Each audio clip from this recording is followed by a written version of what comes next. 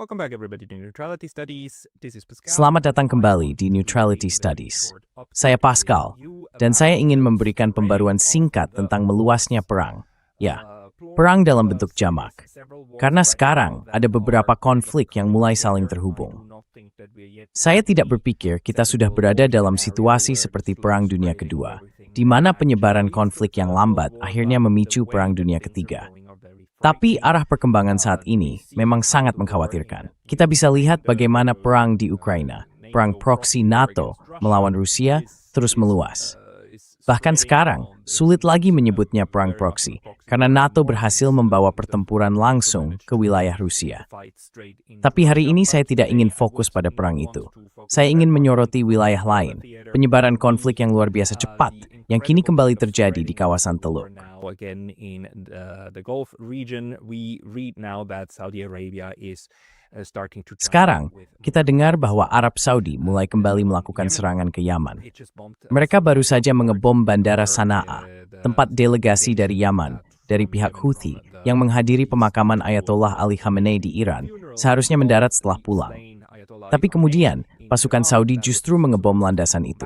Jadi pesawatnya terpaksa dialihkan dan mendarat di bandara lain. Sekarang pihak Houthi membalas serangan ke Arab Saudi, atau bisa dibilang Yaman sedang membalas. Dan Yaman sekarang secara resmi mempertimbangkan, atau setidaknya membicarakan, kemungkinan menutup selat di ujung semenanjung Arab yang menjadi wilayahnya. Tentu saja, langkah itu akan memperburuk masalah yang dihadapi Amerika Serikat terkait pasokan minyak dunia. Sementara di saat yang sama, Amerika Serikat juga terus melakukan pengeboman terhadap Iran.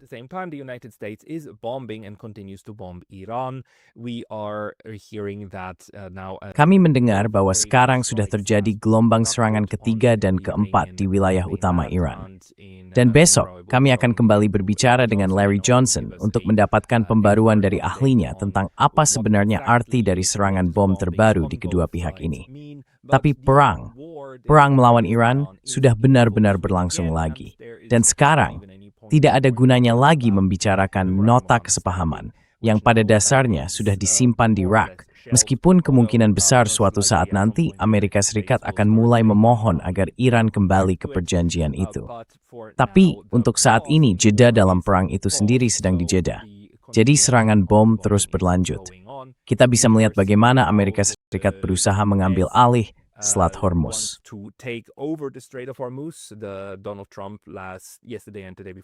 Donald Trump kemarin dan sehari sebelumnya bicara soal menjadi penyedia keamanan untuk Selat Hormuz dan mengusulkan angka-angka yang benar-benar tidak masuk akal. Dia bilang ingin mengenakan biaya 20% dari nilai muatan kapal yang lewat di selat itu supaya diizinkan melintas oleh pihak Amerika Serikat. Nah, ini jelas ide yang benar-benar ngawur dari Donald Trump. Tapi hal itu menunjukkan cara berpikirnya, bahwa dia bahkan bisa menulis atau membicarakan hal seperti itu. Menurut saya, ini momen yang khas dari Trump, ketika dia merasa bisa menciptakan pengaruh baru, bisa mengancam semua orang dengan biaya tol 20%.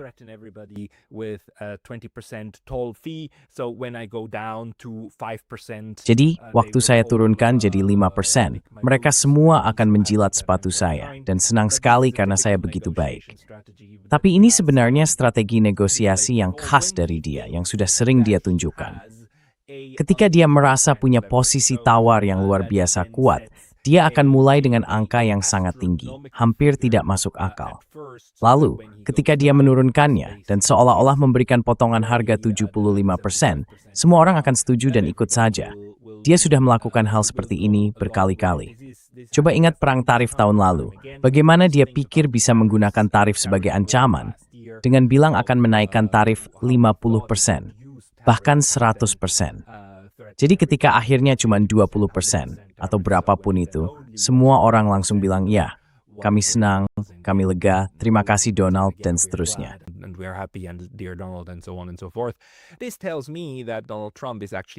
Ini menunjukkan bahwa Donald Trump sebenarnya memandang Selat Hormuz sebagai sesuatu yang bisa dia kendalikan. Seolah-olah pada akhirnya jalur laut itu akan menjadi jalur milik Amerika, berada di bawah kendali mereka, dan dia bisa benar-benar mengusir Iran dari wilayahnya sendiri. Saya tidak tahu dari mana dia mendapat ide aneh seperti itu, tapi dia sudah mulai membicarakannya. Tapi ya, Donald Trump hidup di dunia fantasi, dan banyak tokoh garis keras di Amerika, termasuk para neokonservatif, juga hidup di dunia fantasi yang sangat aneh. Kemarin, Tuan Abbas Said kemudian menulis di Twitter dan memanfaatkan kesempatan itu untuk mengingatkan semua orang betapa sebenarnya Iran adalah kekuatan regional yang bersikap cukup bersahabat.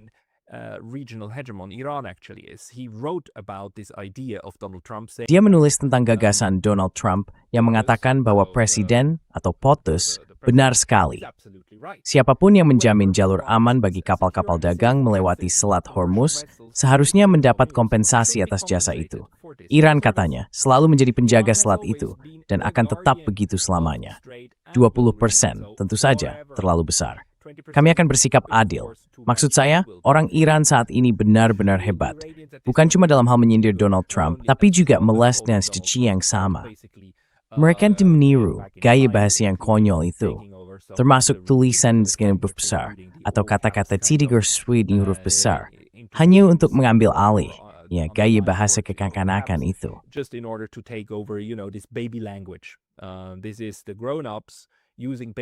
Ini orang-orang dewasa yang pakai bahasa bayi buat ngomong ke bayi Trump, kan? Dan juga buat ngeledek bayi Trump sekaligus ngeledek Amerika Serikat. Tapi sebenarnya ini nunjukin kalau pihak Iran paham betul posisi tawar mereka sendiri. Saya masih penasaran, siapa yang ngasih ide ini ke Trump? Apa mungkin Lindsey Graham, yang baru aja meninggal, sempat bisikin ke Trump sebelum pergi bahwa dia bisa jadi penjaga gerbang di Selat Hormuz? Katanya, kamu bisa dapat banyak uang dari situ. Kita bisa tekan Eropa, tekan Asia, tekan negara-negara Teluk, tekan mereka sekeras mungkin. Jadi pasang dulu harga setinggi-tingginya, nanti baru turunin belakangan.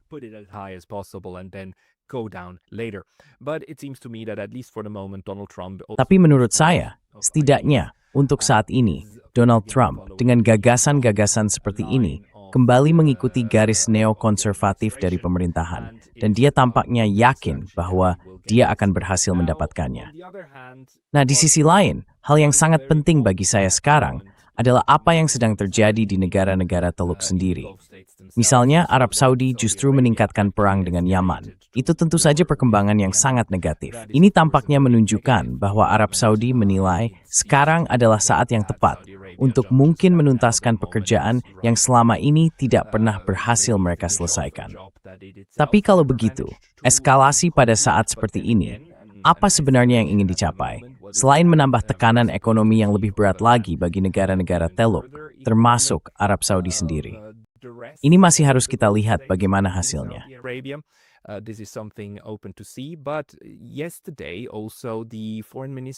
Tapi kemarin, ada hal menarik yang dilakukan oleh Menteri Luar Negeri Oman dalam sebuah wawancara dengan salah satu media barat. Orang Oman itu, harus kamu tahu, sangat berhati-hati. Kadang mereka disatukan dengan negara-negara Teluk lainnya, seperti Uni Emirat Arab, Qatar, Bahrain, dan tentu saja Arab Saudi, sebagai bagian dari kelompok negara Teluk. Mereka juga ikut dalam berbagai kerjasama perdagangan di kawasan itu. Tapi, Oman justru terhadap antara semua Teluk dalam mengambil jalan yang ternyata tetap temong. Karena itulah, aku mendengar itu terkait. It's ingin diberitahu dalam It is one of the meeting grounds for negotiations. Much of the Iran negotiations actually happened in Muscat. Sebagian besar negosiasi dengan Iran sebenarnya berlangsung di Muscat, Oman. Dan Oman memang selalu siap dan bersedia membantu, sebagai semacam penyedia layanan diplomatik terakhir ketika semua jalur lain buntu. Sebagai tambahan informasi, ini adalah halaman utama Kementerian Luar Negeri Oman. Cara mereka menggambarkan diri mereka sendiri dan peran mereka di dunia, bahkan di situs resmi mereka, sangat hati-hati dan bijaksana. Saya bacakan sedikit untuk Anda, hanya satu kalimat dari halaman utama bagian kebijakan luar negerinya. Di situ tertulis bahwa kebijakan luar negeri Kesultanan Oman didasarkan pada visi yang mendalam dan berkelanjutan tentang Oman sebagai sahabat bagi semua. Sahabat bagi semua. Dan kalau kita lihat bagian prinsip kebijakan luar negerinya, kita bisa membaca lebih banyak lagi tentang pendekatan ini. The foreign policy of the Sultanate of Oman is dedicated. Kebijakan luar negeri Kesultanan Oman berkomitmen pada perdamaian dan keamanan. Kebijakan ini didasarkan pada sejumlah prinsip inti yang berakar pada pemahaman bahwa Oman adalah peserta aktif dalam komunitas global yang saling mendukung. Oman sangat percaya pada pentingnya membangun dan menjaga hubungan baik dengan semua negara tetangganya.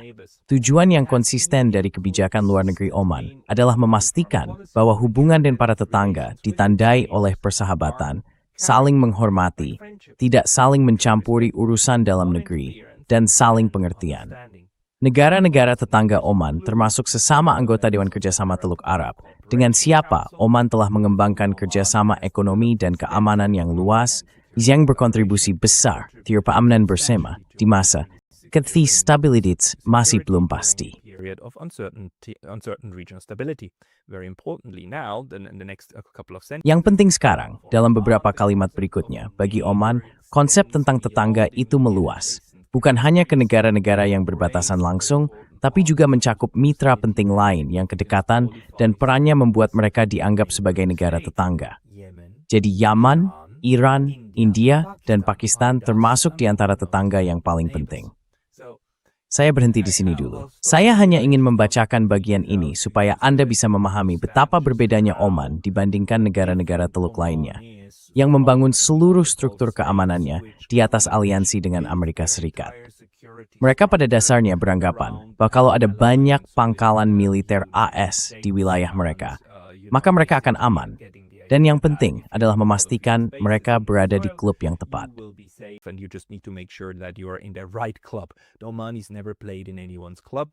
Orang Oman tidak pernah berpihak pada siapapun.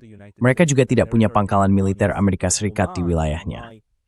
Menurut saya, Oman adalah contoh nyata negara yang benar-benar netral. Netral dalam arti politik, yaitu mampu menjaga sikap netral yang sesungguhnya, bersahabat dengan semua pihak, termasuk dengan Iran. Itu sebabnya, Iran berdiskusi dengan Oman tentang bagaimana mengelola Selat Hormuz. Itu juga sebabnya Iran dan Oman terus menjalin kontak diplomatik. Dan karena itu, Oman bisa berwords dan berfarsdan and impress and betul berimran armat. Swiss Stein tiba Francis Smraisi yang benar Wolfgang.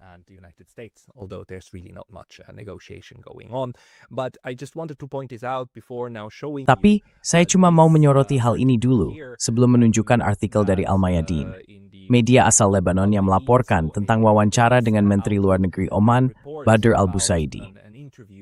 Dalam wawancara itu, beliau mengatakan bahwa ancaman terbesar terhadap keamanan Teluk justru datang dari Tel Aviv, bukan dari Teheran. Ia juga berpendapat bahwa perang terbaru ini memperlihatkan kegagalan puluhan tahun upaya pengekangan yang dipimpin Amerika Serikat. Menurut saya, aus end, Thor made sengedemi treintet ververks saulik thanks, resui the nine. Whenever it criticizes any one of its neighbors, and although Israel is removed geographically. Meskipun Israel secara geografis jauh dari Oman, dan seluruh wilayah Arab Saudi serta negara-negara lain berada di antara keduanya, Oman tetap sangat berhati-hati. Jadi ketika sekarang Menteri Luar Negerinya secara terbuka menuding Tel Aviv, menuding Israel, itu hal yang cukup penting. Bagi saya ini menunjukkan bahwa Oman bukan hanya merasa cukup percaya diri untuk melakukan itu, dan menyampaikan hal yang sudah jelas, tapi juga perlu memberi sinyal kepada negara-negara Teluk lainnya. Bahwa Oman, sebagai negara Teluk, berpendapat bahwa kawasan Teluk seharusnya mencari cara untuk mengatur hubungannya dengan Iran dan mencapai semacam kesepakatan untuk meredakan konflik dan kekerasan. Namun di saat yang sama, negara-negara Teluk juga harus sangat waspada dan berhati-hati dengan apa yang mereka lakukan terkait Israel. Karena, tentu saja, menmani pednami of Sir Rangberwij, oath, duri, is that time it's there. United Arab Emirates, Dubai, Abu Dhabi, and so on, they've been quite openly supportive of Israel. Mereka sebelumnya cukup terbuka dalam mendukung Israel. Dan pernyataan seperti yang disampaikan Oman ini, menurut saya, juga merupakan pesan untuk Uni Emirat Arab, agar mereka sangat berhati-hati dengan langkah yang mereka ambil terhadap Israel. Jadi, secara keseluruhan, kita sedang melihat meluasnya perang dan kekerasan. Saat ini sulit untuk mengatakan apakah kekerasan ini hanyalah ledakan terakhir, karena sulit membayangkan Amerika Serikat bisa terus mempertahankan situasi ini lebih lama lagi. Persediaan rudal mereka sudah berkurang cukup banyak selama paruh pertama perang tahun ini, sekitar bulan Maret dan April. Half of this year's part of the war in March and April. But this is something that Tapi ini adalah hal yang akan kita bahas lagi di episode-episode berikutnya, juga bersama Larry Johnson, tentang seberapa besar kapasitas yang sebenarnya masih ada di kawasan itu. Menurut saya, ini sesuatu yang tidak bisa dipertahankan terlalu lama. Jadi bagaimana tepatnya Donald Trump ingin mewujudkan idenya untuk mengendalikan Selat Hormuz, lalu memungut biaya 20%? Itu benar-benar misteri bagi saya. Tapi di sisi lain, Amerika Serikat saat ini sedang menyerang ke segala arah, benar-benar di semua lini. Informasi terakhir yang ingin saya tunjukkan di sini adalah ini, bahwa mungkin sekarang ini sudah menjadi front ketiga, keempat, atau bahkan kelima yang dipilih Amerika Serikat untuk dilawan, yaitu perang melawan hukum internasional, perang melawan Mahkamah Pidana Internasional.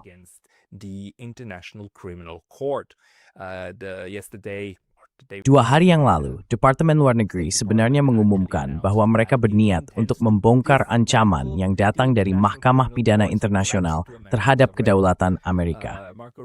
Marco Rubio kemudian membuat pernyataan dan merilis publikasi resmi ini untuk menyampaikan bahwa Amerika Serikat sekarang sedang berusaha sekuat tenaga untuk menyingkirkan Mahkamah Pidana Internasional. Perlu diketahui, tentu saja, bahwa Mahkamah Pidana Internasional hanya punya sangat sedikit kasus yang melibatkan warga Amerika. Satu-satunya yang saya tahu adalah kasus terhadap beberapa anggota militer Amerika di Afghanistan. Dan hal itu membuat Amerika Serikat sangat-sangat marah.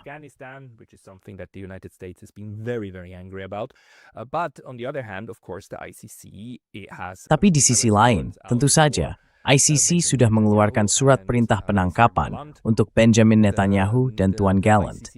ICC juga mengeluarkan surat perintah penangkapan terhadap dua pemimpin Hamas, meskipun keduanya sekarang sudah meninggal. Dan Israel bereaksi keras terhadap perkembangan ini.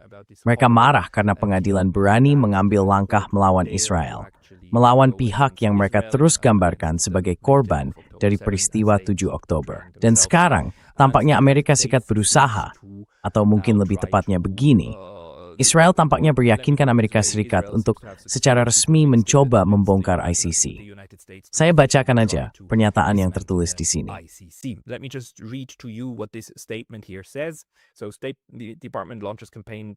Jadi, Departemen Luar Negeri meluncurkan kampanye untuk membongkar ancaman yang ditimbulkan oleh Mahkamah Pidana Internasional terhadap kedaulatan Amerika.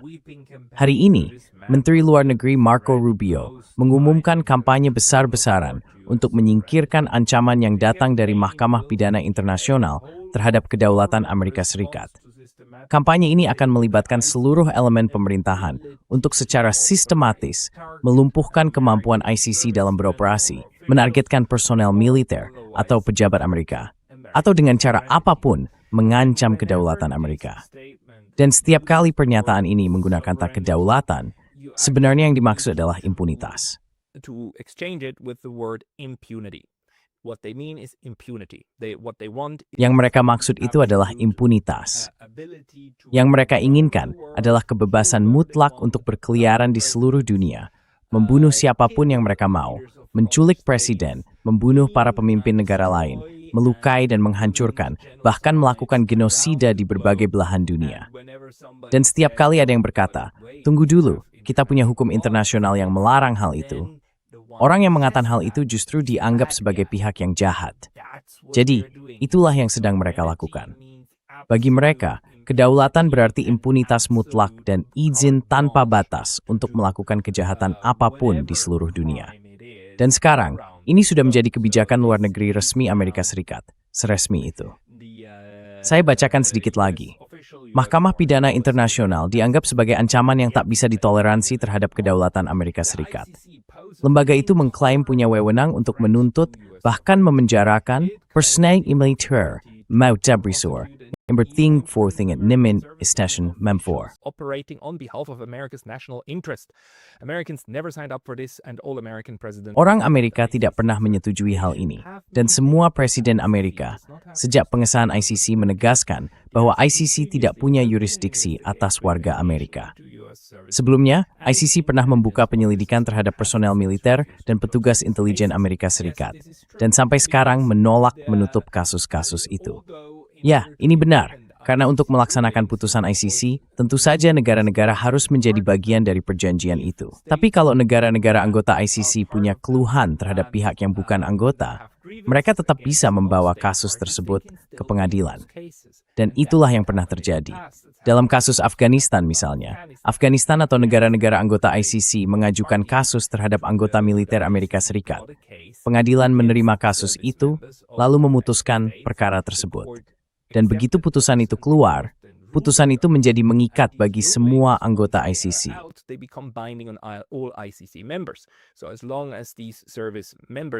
Jadi, selama para anggota militer Amerika Serikat yang punya putusan hukum terhadap mereka itu tetap berada di dalam wilayah Amerika, mereka aman, nyaman, dan bisa melakukan apapun yang mereka mau.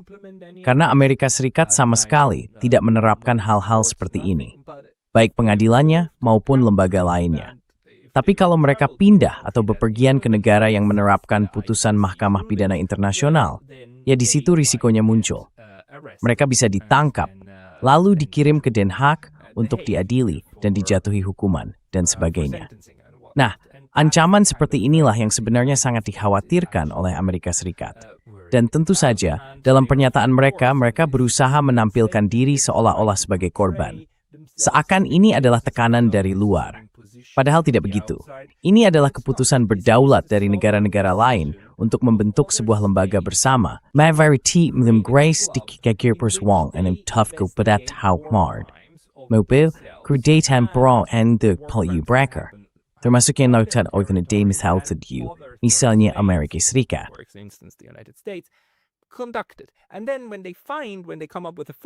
Lalu, ketika mereka menyimpulkan bahwa beberapa kejahatan itu memang benar terjadi, mereka mengeluarkan putusan.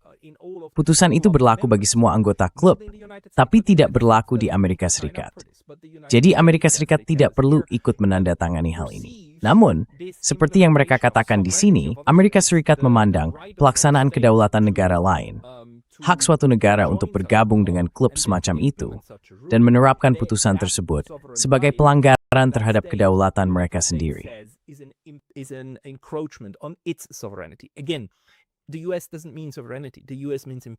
Sekali lagi, Amerika Serikat tidak berarti kedaulatan. Amerika Serikat berarti impunitas. Sebenarnya, yang dimaksud Amerika Serikat, atau lebih tepatnya yang dimaksud Marco Rubio, adalah bahwa Amerika Serikat harus bisa, dimanapun dan kapanpun di seluruh dunia, menjalankan kehendaknya tanpa batasan apapun, tanpa bentuk pertanggungjawaban apapun. Lucunya, pola pikir seperti inilah yang berhasil mereka dorong dalam kasus Assange, kalau Anda masih ingat. Tuan Assange, tentu saja, telah dikejar selama bertahun-tahun. Pertama di Swedia, lalu di Inggris, terutama di Inggris. Pertama di Kedutaan Besar Salvador, dan kemudian di penjara Belmarsh. First in an Ecuadorian embassy and then in Belmarsh prison, and the whole point that the United Dan hal yang benar-benar mengejutkan adalah bahwa Amerika Serikat berani membawa kasus terhadap Tuan Assange. Karena Tuan Assange itu warga negara Australia yang saat itu berada di Inggris ketika ia menerbitkan informasi yang benar yang ia peroleh lewat kerja jurnalistik di Inggris. Tapi Amerika Serikat tetap mengklaim bahwa tindakan itu melanggar hukum AS dan bahwa hukum AS berlaku bagi warga non-Amerika di luar wilayah Amerika Serikat. Itulah inti dari seluruh kasus ini. Dan itulah dasar permintaan ekstradisinya. Dan pada akhirnya, supaya semuanya bisa dihentikan dan Tuan Assange akhirnya bisa mendapatkan kebebasannya yang harus ia lakukan, sebagai bagian dari kesepakatan pengakuan bersalah di akhir itu, adalah terbang ke wilayah Amerika Serikat, berdiri di depan hakim Amerika, dan menyatakan bahwa ia bersalah karena melakukan jurnalisme, bersalah karena menerima informasi yang benar, mendapatkan intisini yang benar. Truthful information and publish that truthful information, and actually he says so quite. Dan sebenarnya dia mengatakan itu secara terbuka, bahwa satu-satunya hal yang dia akui adalah bahwa dia bersalah karena melakukan jurnalisme. Dia harus melakukan itu agar sesuai dengan kesepakatan bisa dibebaskan dan kembali ke Australia, tempat dia sekarang bisa hidup. Semoga dengan kehidupan yang kurang lebih normal.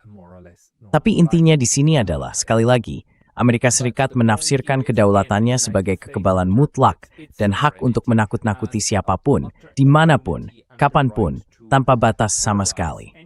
Dan mereka menuliskannya lagi secara resmi di sini. Mereka sudah melakukannya secara tersirat lewat kasus Assange. Dan sekarang, mereka melakukannya secara terang-terangan terhadap hukum internal, dalam perang terhadap hukum internasional yang mereka nyatakan sendiri.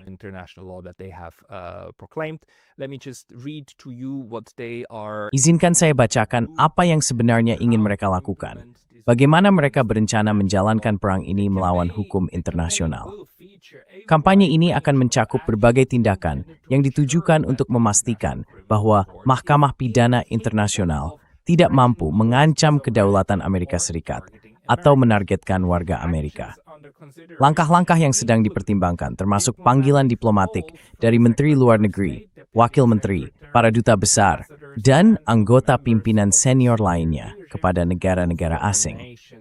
Mereka akan menyoroti penyalahgunaan ICC dan risiko yang ditimbulkannya bagi warga Amerika maupun negara lain, sambil mendesak negara-negara tersebut untuk menarik diri dari ICC. Negara-negara yang bekerja sama dengan penegak hukum Amerika dan intelijen AS atau yang menikmati perlindungan keamanan dari Amerika Serikat, numai mitsinawar klaim kesetingin ICC, eminidayin pejabat through for default. To prosecute American officials and servicemen, increased security of nations that refuse to reject the Peningkatan pengawasan terhadap negara-negara yang menolak untuk menolak otoritas ICC yang gagal. Lalu seruan diplomatik yang mendorong negara-negara yang seperti Amerika, bukan bagian dari Statuta Roma, untuk memanfaatkan jaringan diplomatik mereka dan mengambil langkah serupa bersama kita. Maaf, saya baca ulang, karena ini benar-benar menunjukkan betapa cerobohnya seluruh hal ini, seluruh urusan ini. Seruan diplomatik yang mendorong negara-negara lain yang smak think through you to restat to roaming. Orsum intim maristat McRide inisex, in informatics emising thepolis or groundmog. They don't even proofread their own stuff anymore. It's quite insane. Also, please note that all of these bullet points here. Ini benar-benar gila. Dan tolong perhatikan, semua poin di sini bahkan nggak punya tanda titik di akhir kalimat. Gedung Putih dan Departemen Luar Negeri sekarang dalam kekacauan total, berantakan dan membusuk, sampai-sampai pernyataan resmi yang dibuat Marco Rubio atau para juru bicara pun, mereka udah nggak melewati pemeriksaan bahasa sama sekali. Sekarang ini, rasanya cuma beberapa orang aja yang ngomong, dan aku nggak akan kaget kalau mereka ngerjain itu sambil pakai piyama, lalu langsung disebar. Kayak siapapun di internet yang bisa posting apa aja sesuka hati. Ini benar-benar ceroboh dan dikerjakan dengan sangat buruk. This is so sloppy and so poorly done. But it is now state policy, of course. It's like Tapi, sekarang itu sudah jadi kebijakan negara tentu saja. Saya rasa kita sedang mencapai puncak kebodohan sistemik. Dan kita bisa lihat bagaimana kebodohan itu bekerja lewat lembaga-lembaga, bagaimana ia meresap ke dalamnya, dan membuat lembaga-lembaga itu benar-benar tidak berguna sama sekali. Semua standar masa lalu sudah hilang total. Jadi pada dasarnya, yang disampaikan Amerika Serikat dengan pernyataan yang sangat buruk ini adalah bahwa mereka akan mencoba melobi lewat para sekutunya. Itu pendekatan utamanya, kan? Memberitahu semua orang, memberitahu Eropa, siapapun yang menikmati payung keamanan, siapapun yang jadi negara bawahan Amerika, bahwa mereka harus menolak ICC. Entah dengan keluar langsung dan sepenuhnya, atau dengan mengeluarkan pernyataan bahwa mereka tidak mengakui keputusan ICC, dan sebagainya. It's happening in Ether Strode, Miss rulings and whatnot when the United States opposes them. Any of such things is now thinkable and they will. Hal-hal seperti itu sekarang bisa dibayangkan. Dan mereka akan melakukan, seperti yang mereka sebut, pendekatan seluruh pemerintahan untuk menjalankan semacam perang internasional ini. Mereka tentu akan menjatuhkan sanksi pada staf ICC, mencabut visa, dan sebagainya. Mereka benar-benar akan menekan lembaga itu habis-habisan. Tapi ini memang momen yang gila. Benar-benar gila. Dan kita akan lihat apa yang akan dilakukan negara-negara lain yang juga akan mendapat tekanan seperti itu. Karena harus diingat, ICC juga adalah pengadilan yang mengeluarkan surat perintah penangkapan untuk Vladimir Putin dan satu pejabat perempuan Rusia lainnya. Dan waktu itu, orang Eropa dan Amerika berdiri memberi tepuk tangan meriah. Kalau tidak salah, putusan itu keluar tahun 2023, Semua bersorak, bilang hebat, kemenangan untuk hukum internasional, dan sebagainya.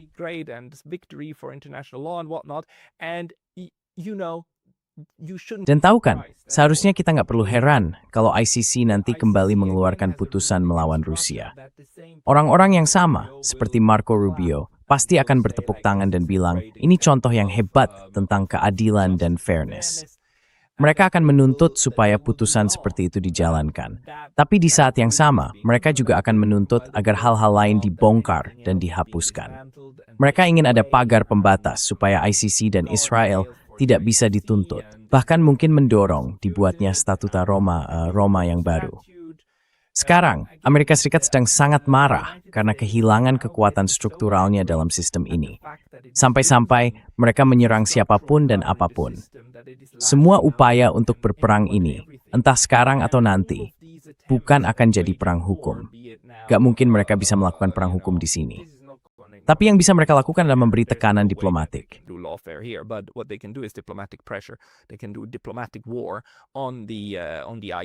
Mereka bisa melakukan perang diplomatik terhadap ICC. Lalu ada Selat Hormuz, ada Iran, tapi juga apa yang sedang terjadi dengan Rusia. Rusia, pengeboman, dan seterusnya. Semua itu adalah tanda-tanda tentu saja dari keruntuhan langsung Kekaisaran Amerika Serikat. Semua tuas kekuatannya, kekuatan lunak, kekuatan struktural, bahkan kekuatan fisik dan militer, semuanya sedang gagal. Saat ini semuanya gagal mencapai tujuan dari negara yang hidup dalam keadaan perang permanen.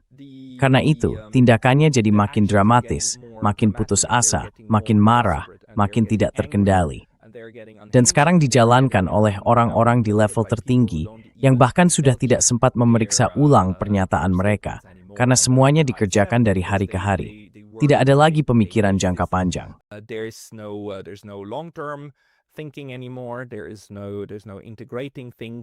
Tidak ada upaya untuk mengaitkan hal-hal ke dalam konteks.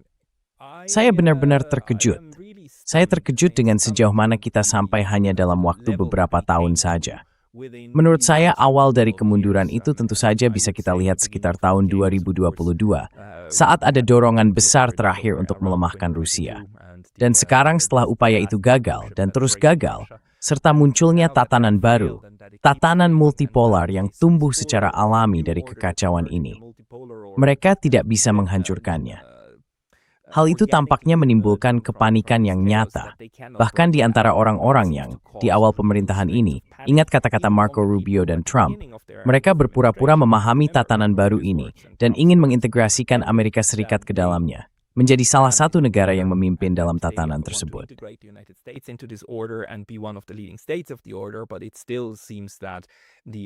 Tapi tetap saja kelihatannya pihak lain, pihak neokonservatif, yang menang.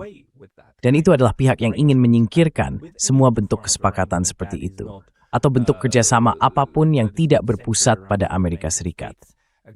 Sekali lagi, kebijakan luar negeri soal ICC ini buat saya adalah contoh yang jelas tentang bagaimana cara pandang itu bekerja, bahwa kedaulatan dianggap sama dengan impunitas.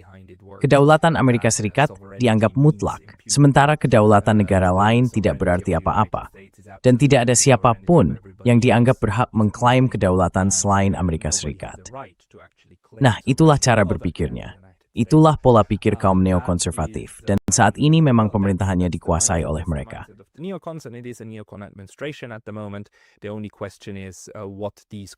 Satu-satunya pertanyaan sekarang adalah, apa yang akan dilakukan orang-orang seperti ini ketika akhirnya mereka menabrak semua tembok itu, dan mereka memang sedang menabrak banyak tembok sekaligus.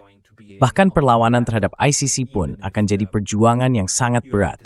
Meskipun Amerika Serikat berhasil meyakinkan Inggris, Eropa, dan beberapa pihak lain yang sejalan dengan mereka. Dan sekalipun mereka berhasil memaksa negara-negara itu keluar dari ICC, masih ada seluruh negara di global selatan yang tetap menjadi bagian dari ICC.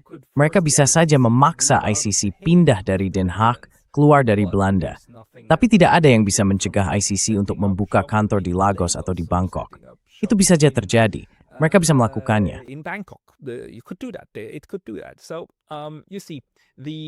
Jadi begini, kalau kita lihat, perjuangan melawan hukum internasional sepanjang sejarah itu hampir selalu kalah. Karena negara-negara lain, terutama yang lebih kecil, punya kepentingan bersama yang kuat untuk mempertahankan standar-standar itu. Meskipun negara-negara besar mencoba menekan mereka habis-habisan dan berpura-pura seolah aturan itu tidak ada, aturan dan norma-normanya tetap bertahan. Jadi sekali lagi, ini adalah satu lagi pertempuran berat yang dipilih Amerika Serikat, padahal sebenarnya tidak perlu, dan bisa ditangani dengan cara yang sama sekali berbeda. Tapi tampaknya, perang total adalah satu-satunya cara yang masih mereka anggap sebagai strategi pemecahan masalah. Sangat disayangkan. Idiokrasi dalam bentuk terbaiknya, kakistokrasi di puncaknya. Tapi sampai di situ dulu dari saya hari ini. Terima kasih banyak atas perhatian Anda. That's where I will leave you today. Thank you very much for your attention.